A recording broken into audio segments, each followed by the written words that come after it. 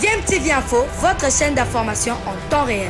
La politique, la santé, le sport, les faits de société, la musique, les rumeurs et bien plus encore. Vous découvrirez cela dans notre chaîne DMTV Info.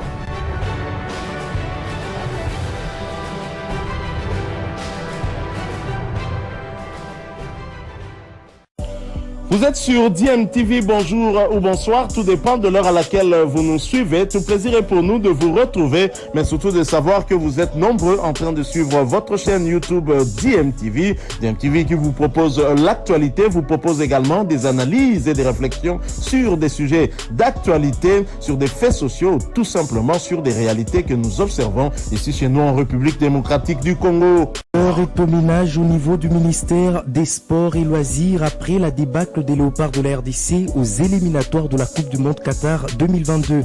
Le conseiller du ministre en charge des sports d'élite, Dickson Yala, a été suspendu de manière préventive pour manquement grave lié aux préparatifs du match Maroc-RDC.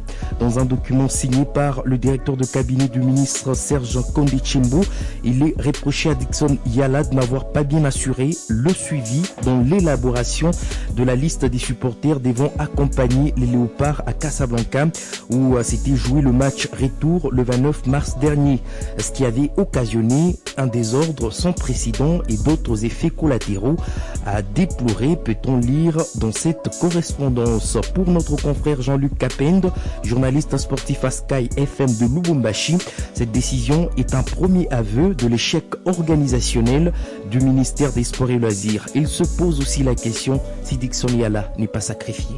Ça nous donne deux aspects à voir dans cette suspension parce que déjà que le ministère des Sports était accusé de porter une grosse responsabilité dans l'élimination des Léopards par sa désorganisation des matchs des barrages, surtout ici à Kinshasa, et même le déplacement du côté du Maroc. Je pense que d'un côté, ça passe pour un aveu de responsabilité de la part du ministère des Sports, mais de l'autre côté, on s'interroge aussi si c'est pas une question de se libérer, peut-être de sacrifier une victime expiatoire, question de sauver tout simplement la crédibilité du ministère. C'est pratiquement un coup qui n'est pas très bienvenu. Donc c'est pas l'organisation interne au sein du ministère des Sports, mais les inquiétudes viennent dans ce sens où l'on a appris que le conseiller en question n'était pas à Kinshasa lors du déplacement de l'équipe. Ce qui justifie qu'il a eu un ordre de démission, qu'il a écarté de la ville de Kinshasa. Mais quelles dispositions ont été prises en ce moment-là, quand bien même qu'on pourrait accepter que c'est lui qui a la charge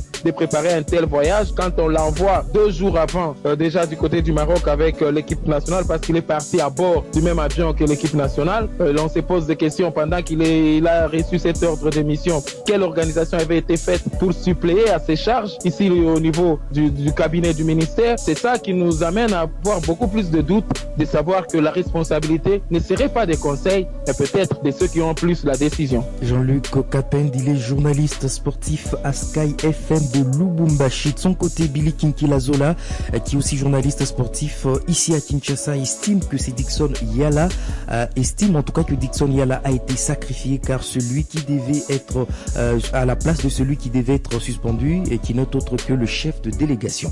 Quand j'ai lu les documents du cabinet du ministre des Sports et Loisirs, je me dis ce n'est pas dans les prérogatives d'un Dickson Yala et conseiller en matière de sport d'élite. Il ne lui revient pas en tant que personnalité qui occupe ce poste-là de faire le suivi, par exemple, de la liste des supporters. Je crois que le cabinet est suffisamment organisé. J'ai essayé de fouiller également. Je me suis rendu que Dickson Yala faisait partie de l'équipe d'avance à Casablanca. Et donc, comment devait-il se retrouver encore à Kinshasa pour faire le suivi de la liste de supporters, tout ça? Je crois que nous devons être sérieux. Conseiller en matière des sports d'élite, c'est un monsieur qui est le ministre des Sports et Loisirs en lui apportant suffisamment de lumière sur le fonctionnement de chaque fédération. Donc, je crois que c'est une échappatoire pour moi et que la grande responsabilité de notre élimination, tout le monde le sait, tout le monde le dit, est technique. Et justement à la fédération qui doit faire ce travail d'évaluation. Donc je crois à mon avis que Dickson Yala m'a été sacrifié. On a voulu calmer un peu les ardeurs des uns et des autres en sacrifiant un conseiller qui a quand même abattu un travail formidable qui a été accepté par tout le monde dans ce cabinet. Et si ces raisons avancées n'étaient qu'un grain de sable dans un désert? Bon, moi j'ai été au Maroc, sincère, hein. Le chef de la délégation c'était pas Dickson, c'était notre personnalité du cabinet. Alors comment on va laisser le chef de la délégation pour sacrifier quelqu'un d'autre? N'allons pas très loin, de toute façon ce n'est qu'une sanction administrative et il va sûrement fournir des explications, il va être établi dans ses fonctions. De son silence et réagit après l'élimination des Léopards de la RDC au 3e et dernier tour des éliminatoires du Mondial Qatar 2022. Sergent Condé Chimbo défend les fauves congolais qui ont manqué, on va dire, l'occasion de qualifier la RDC pour la deuxième fois de son histoire à une phase finale d'une Coupe du Monde. Le ministre des Sports et Loisirs n'a pas manqué de répondre à ceux qui ont considéré les Léopards de la RDC comme étant des escrocs, et c'était en tout cas hier lors de la cérémonie de présentation du trophée de Ligue de Champions de l'UEFA à Kinshasa. Nous devons savoir que dans le foot, il y a la victoire tout comme il y a la défaite. Et c'est de nos défaites que nous essayons de voir comment améliorer pour nous relancer dans le futur et faire de bons résultats. Le manque à la qualification Qatar 2022, nous avons fait d'énormes efforts, que ce soit au niveau du ministère, au niveau de la Fédération congolaise de football, au niveau même de la population qui a soutenu cette équipe, et aussi le président de la République qui ne nous a pas lâchés. Nous sommes arrivés à 2 pas, c'est-à-dire à 90 minutes de la qualification de la Coupe du Monde. Certes, dans un match de foot, il n'y a qu'un seul gagnant. La chance n'a pas tourné de notre côté. Voilà qu'aujourd'hui, on devra accepter avec fair play que les Marocains ont eu la chance de nous vaincre. Mais ce n'est pas la fin du monde. Le football va continuer à rouler en RDC. Nous avons d'autres challenges qui nous attendent, notamment le CHAN et la CAN, sur lesquels nous devrons nous concentrer. Être unis, montrer cet amour. Ce n'est pas le moment de jeter des pierres sur nos joueurs qui viennent ici en RDC, pas pour chercher des prix, parce qu'ils ont suffisamment de moyens dans leur club respectif. Si ces joueurs viennent ici mouiller le maillot, c'est par amour de leur patrie. Et nous devons être très reconnaissant. Quant à toute la population RT congolaise, je tiens vraiment à la féliciter parce que nous avons vu l'engouement, l'amour, le soutien qu'elle a apporté à son équipe nationale. Remettons tout sur les rails, concentrons-nous pour la vie et que nous fassions de bons résultats parce qu'il y a le CHAN qui nous attend, la CAN qui nous attend. Voilà, c'était là Serge Condé Chimbo, ministre des Sports et Loisirs. Et sur le continent, en Coupe de la Confédération, c'est depuis hier que le tout-puissant Mazembe connaît son adversaire en quart de finale. Ça sera bien sûr la formation de Pyramide FC. En tout cas, le match aller est prévu le dimanche 7 avril courant au Caire en Égypte. Et le match retour une semaine plus tard dans leur entre de la Kamalondu. Et cette formation égyptienne n'est plus à présenter au public sportif congolais parce que c'est elle qui avait éliminé l'AS Maniema Union de Kindu lors de la campagne de qualification pour la phase des groupes. C'était la saison dernière. Pyramide qui a jusque-là un palmarès vierge sur le continent a fini 2e du groupe A avec 13 points à égalité parfaite avec le leader Al Ali de Tripoli. Voilà donc l'adversaire du tout-puissant Mazembe. Les autres affiches des quarts de finale opposeront Al Masri d'Égypte à la Renaissance de Berkane de Jean-Florent Ibenge. Il y aura également Simba SC de la Tanzanie qui va jouer contre Orlando Pirates d'Afrique du Sud, et Al Ittihad du Soudan sera face à Al Ali Tripoli de la Libye.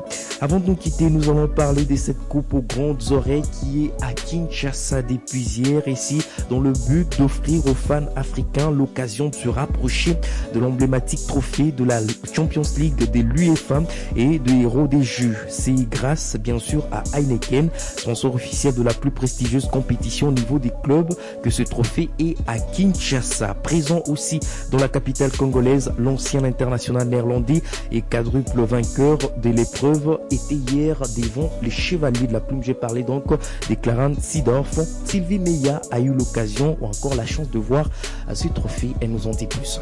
Le Trophy Tour de la Champions League de l'UEFA, présenté par Heineken, offre aux fans africains du football l'occasion de se rapprocher de l'emblématique trophée de la Champions League de l'UEFA ainsi que des héros du jeu. Au cours des 13 années d'expérience, le Trophy Tour de la Champions League de l'UEFA a touché 31 pays d'Afrique, d'Asie, d'Amérique du Nord et du Sud, en plus de la capitale congolaise qui reçoit les trophées pour la seconde fois après son passage en 2013. Les fans auront une occasion rare de rencontrer rencontré Clarence Seedorf, considéré comme l'un des meilleurs joueurs de sa génération, ayant remporté 4 fois la Ligue des Champions, a un lien historique avec cette compétition et joue un rôle important dans la démonstration de la passion intense pour le tournoi. Je suis très heureux de m'être finalement dédié ici à Kinshasa, la capitale de la RDC. Et je suis heureux qu'aujourd'hui je suis ambassadeur de pendant aussi dans le tour avec ce coup de continuer à